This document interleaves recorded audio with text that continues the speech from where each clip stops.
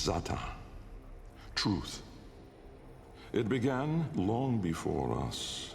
We who now live our perfect and dull, endless lives. It began long before these moon palaces and body markets hurling around our golden sun.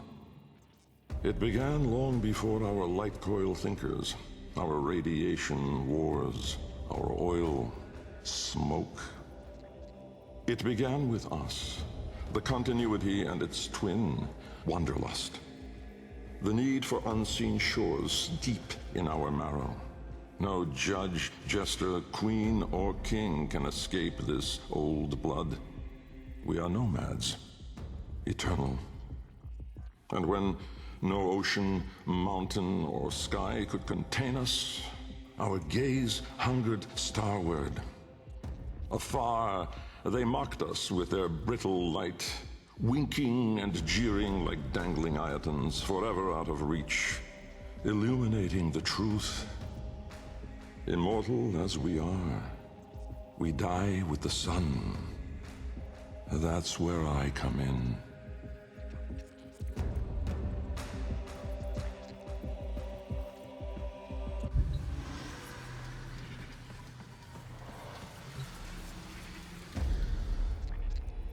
Jahu, form. My departure was a day less than any other. When I stepped inside the bell, I saw no crowd through its glass, no skeptical onlookers, no regal send-off. They all had given up on me and my paradoxical formulations. The wasted years had all shown the void to be just that. Nothing. No energy, no entanglement, no form. To spacefaring ambitions, a dead end. On the day, my laboratory was mostly vacant of witnesses, most of all of expectation. Only my sluggish attendants, my sagacious Kavat, Kalimos, and of course my daughter. I had raised her alone, but with inconsistent vigor. In those eyes, her mother's, I did see a terrible reflection of a man that did not exist. A brave and principled man about to make history. In truth, he was a void himself, an outcast, a joke, a nothing. Driven by my humiliation, failure had made me bitter and reckless.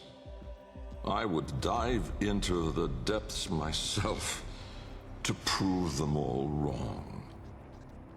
I gave the signal. My daughter grasped the lever. Kalimos then belted out a desperate, rasping growl. But it was too late.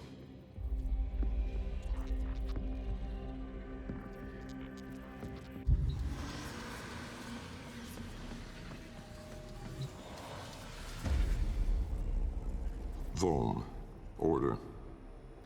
The calipers yawed open the wall between worlds, stretching there a black trapezoidal gap. A door, a mouth. It yawned in the light of the room, splintering it to mesmerizing, unearthly hues. And I, inside the bell, dropping obliquely toward it from my gallows. Mass and time rippled as a sudden vortex jawed before me. My head was vapor, my feet lodestone. The bell around me flexed like a rat paralyzed in a winding, gulping snake. I faltered in the awe of it, stumbling against the ceraglass, and with that shifted the bell's path through the wall. It grazed the caliper membrane, the edge of the door. No worldly edge was as thin, as sharp as could split even light. As the bell faintly grazed it, the ceraglass was all at once rendered like strips of flesh by Dax's blade. My enclosure was beheaded in an instant, but still, I fell, sideways, into the void.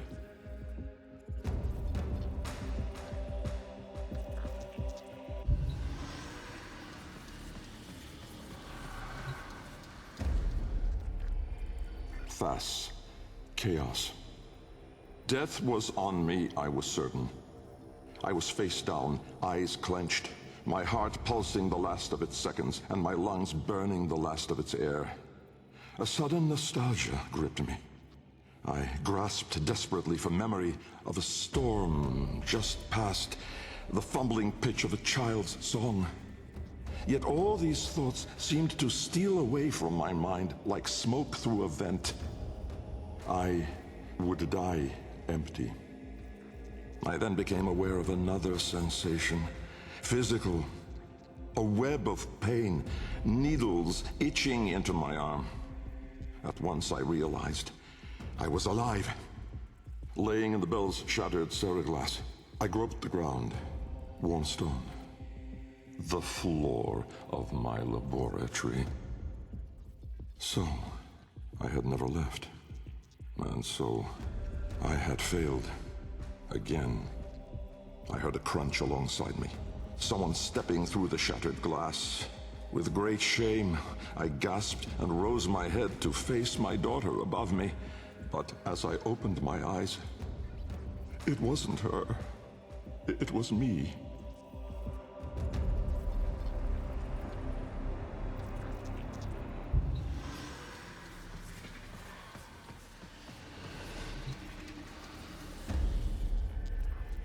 Riss, light. The senselessness of it, the paradoxic, the vague, untimed form. I was alone, but not, for I stood there confronted by myself, a twin but no brother, a reflection but with dimension. Behind him, no horizon but a vast broiling sea of caustic light pierced at random by black pin stars, and closer, around me, a gale of flowing vapor, profane in color, billowing relentlessly into the nascent lack, seeking all directions. I was standing on a precipice of familiar stone, jagged and unanchored as though cleaved directly from the very floor of my laboratory. I wondered at the vapor's path, smoking outward more, leaving behind now the walls, the filigree gold, the rare cuts of marble from my home. I knew at once the vapor's source. I turned away, back toward the wall, the trapezoid I had yawed into it. Vapor erupted inward at the gap, but not just from there. For as I rolled my eyes back, I saw the same. A great steam of scintillation smoking out from my skull. Dumb in awe, I faced toward my chimerical twin. He spoke.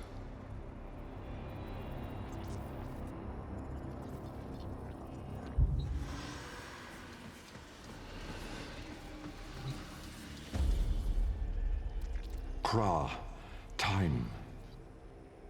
An old name, unspoken in the centuries since my mother reared me. A soft hiss, soothing as a viper's gaze. Little Bengal. The other me reached out, offering his hand, gliding toward me without moving, as though the distance between us was now collapsing. A confusion, most euphoric, filled my mind.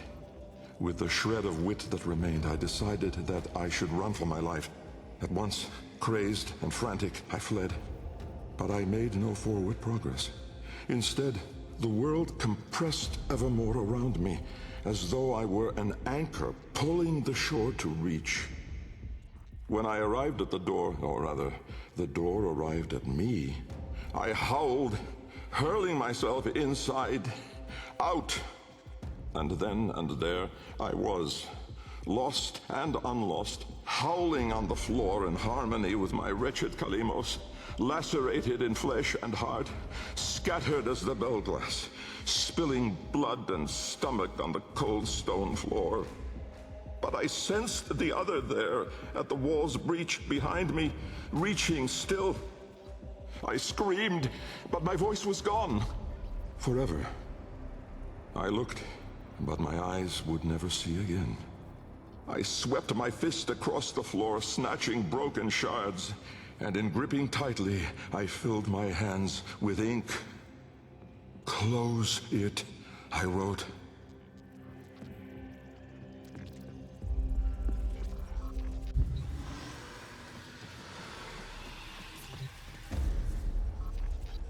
Netra. Decay. Time, to us, is all but conquered. Our sacred kuva moves us on to new skin. We numb to our daily, yearly trifles, and remedy those memories that bring lasting misery. With all our misdeeds, our excess, our indignity, we are haunted by nothing. But not for me, for with each passing day, there grew within a tumorous idea. It was minute in those early days, the pale-reaching digits severed on the floor, studied with reverence, with greed. And it swelled larger in the latter days. The regal domes, the rail dedications, the unholy Zariman parade. I had put the stars within reach, but at what cost? I never spoke of him, that man trapped in the wall.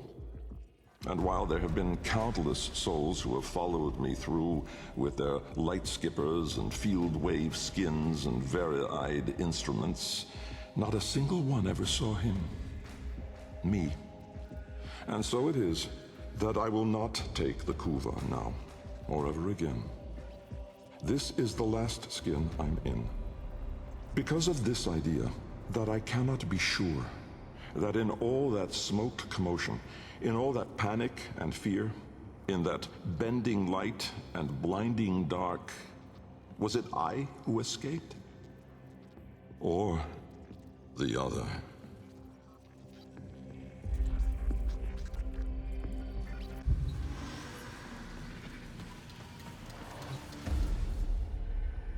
Lok, void. From brooding gulfs are we beheld by that which bears no name. Its heralds are the stars it fells, the sky and earth aflame. Corporeal laws are unwrit as suns and love retreat. To cosmic madness, laws submit, though stalwart minds entreat. In luminous space, blackened stars they gaze, accuse, deny. Roiling, moaning, this realm of ours in madness lost shall die. Carrion hordes trill their profane accord with eldritch plans. To cosmic forms from tangent planes, we end as we began.